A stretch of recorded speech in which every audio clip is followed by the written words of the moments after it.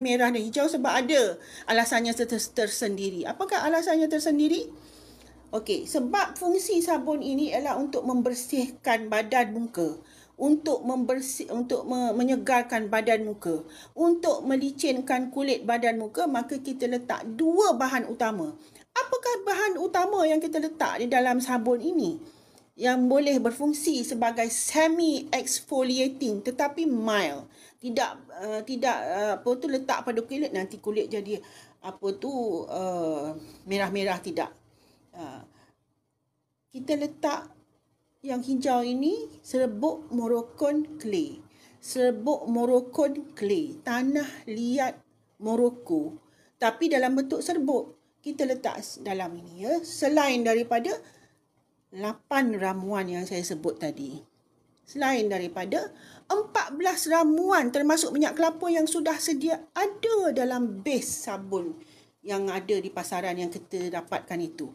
Okey, apa selain daripada tu yang merah ni kita tambah apa? Kita tambah bukan Dead Sea Clay, Moroccan Clay lah. Kita tambah yang merah ini serbuk daun kering pokok tin. Serbuk daun kering pokok tin. Jadi dua-dua ni lah. Yang merah ni memang kalau beli ianya serbuk daun kering pokok tin dalamnya bahan utama.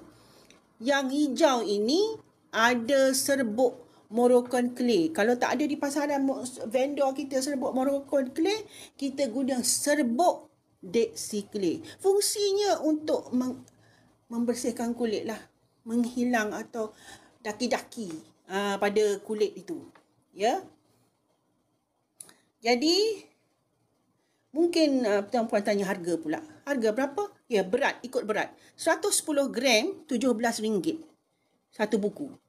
Ini pun sama. 110 gram berat RM17 satu buku. Ini pun sama tapi beratnya lain sikit. Sama daripada segi warna merah lah.